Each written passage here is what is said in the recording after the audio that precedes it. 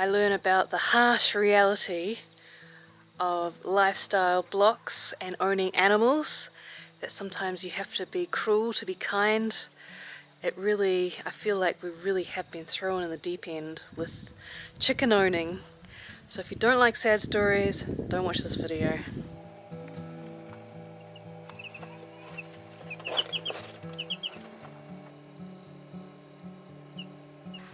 Some sad news. This morning I went and looked at the chicks and one was not looking good.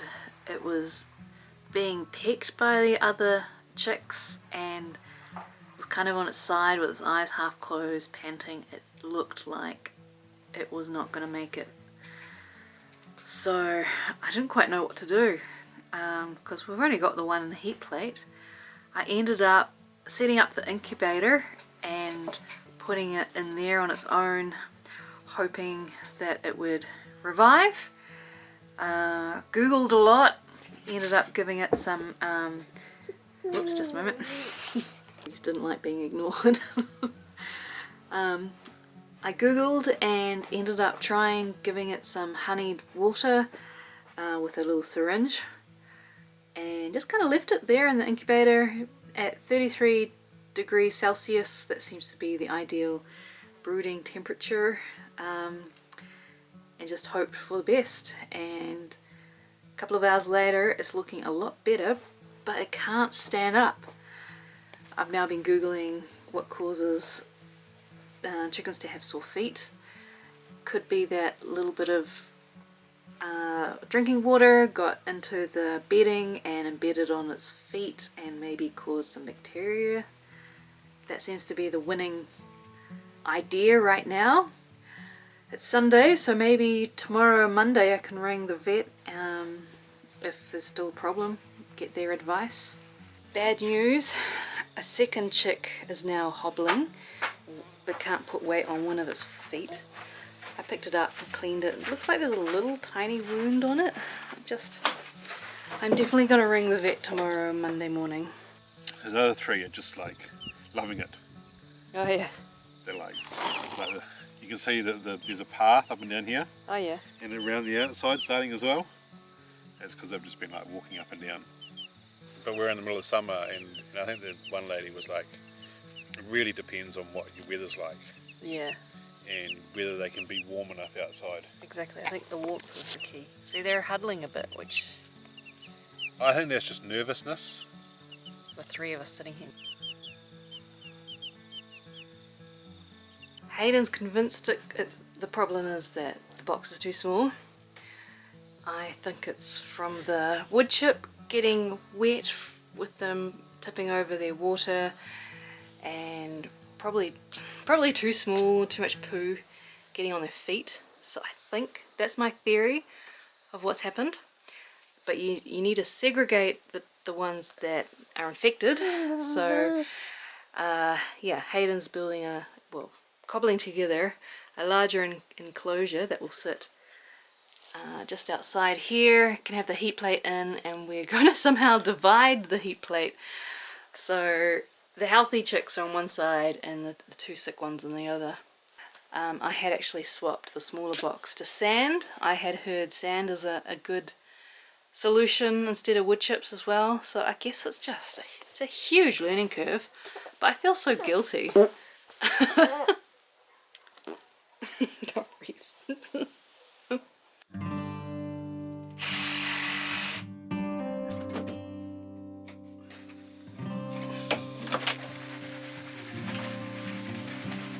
Maybe not where the water will go.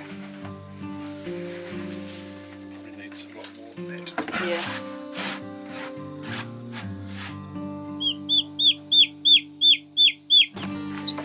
Whoop.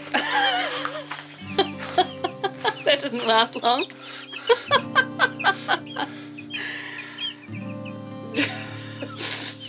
I think I need to make it higher. yeah.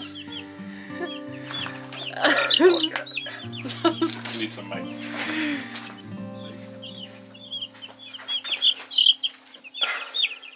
Ah, you stayed on that side. How old are they now? nearly 2 weeks, I'd say. What's the date today? 12 days old. Nearly 2 weeks old.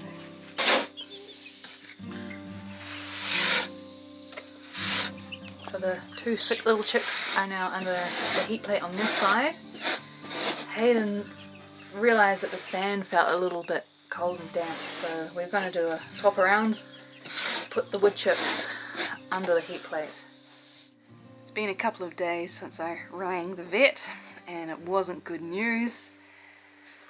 They actually, strangely enough, for a rural area, they didn't really know much about chickens.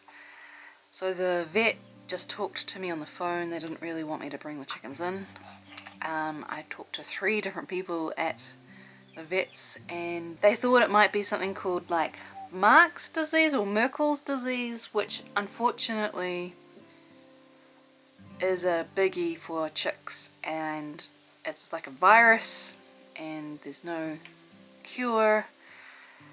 Apparently some can kind of get immunity or survive, but the black chicken was not doing well. It was paralyzed basically in both legs, which is one of the signs of this disease. So yeah, we lost one chick. We have lost one chick, and I think I just needed a couple of days to process that. I felt like the worst chicken mum ever, really. Yeah, I was not happy. Not happy. We really separated the 2 of them because apparently it is a virus that the others could pick up. So completely separate now from the other chickens. And we just don't know if this is one that's just hopping on one leg, if it's the virus or if it sprained it or did something else. So we're just giving it a few more days and just watching, and hopefully it's okay. Don't really know what else we can do, but yeah, first time with chickens and we've already lost one, and they're not even, I think they're 2 weeks old now. They're just 2 weeks old now.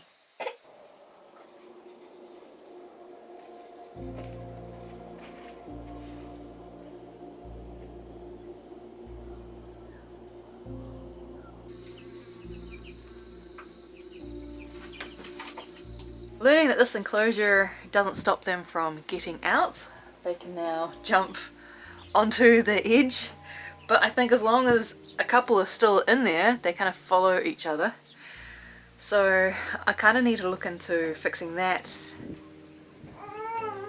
Plus there's a couple of slightly bigger holes that makes me nervous about stoats. Stoats seem to be the biggest chicken enemy in New Zealand, I think.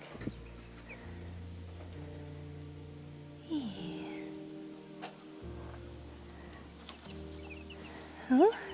Come on.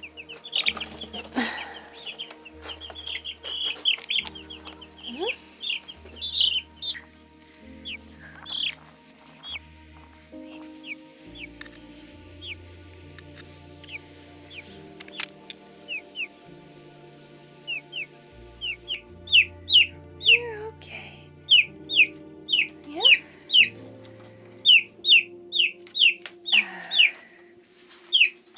Yeah. Come on.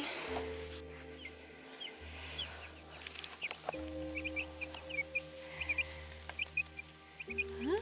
See, everything was fine. Huh? Yeah.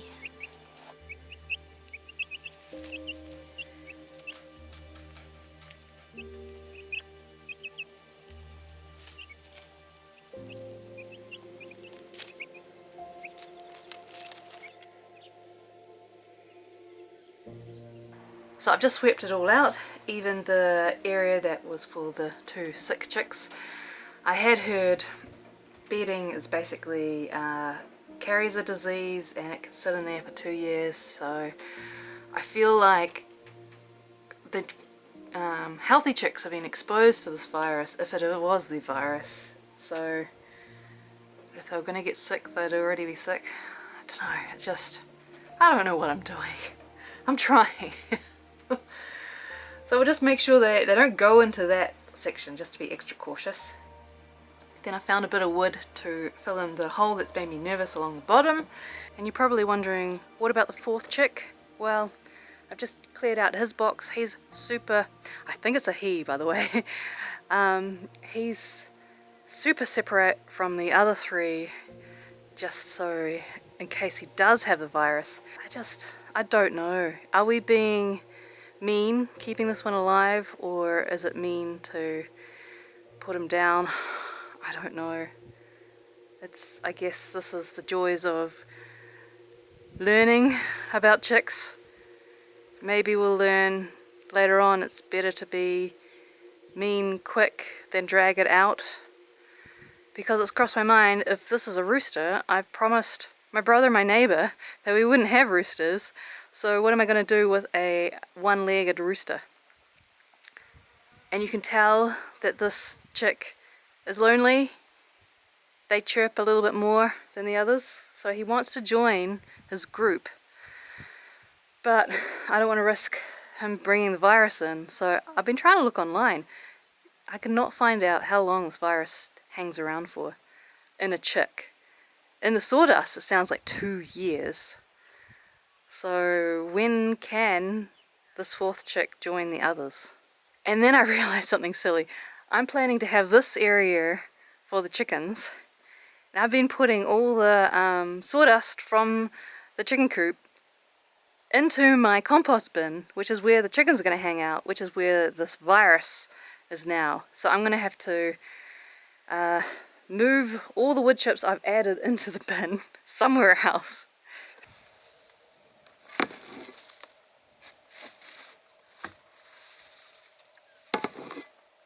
I've ended up digging out basically 2/3 of the compost, trying to get the little bits of sawdust. I just don't know how far you go. So I've been making an effort to learn more about this disease, and not good news. Sounds like once the chicken has it, it'll always shed the virus. I also learnt that some of the healthy chicks might be carriers. So any future chicks I add to the flock could get this virus. I don't like this. I don't like this part at all. I kind of wish I didn't have to experience this part of raising chickens straight away. And I have to now be very, very careful with other people's flocks, not to accidentally incorporate it into their flock. But on happier news, guess who is now crawling? Yeah. Good boy. Yeah.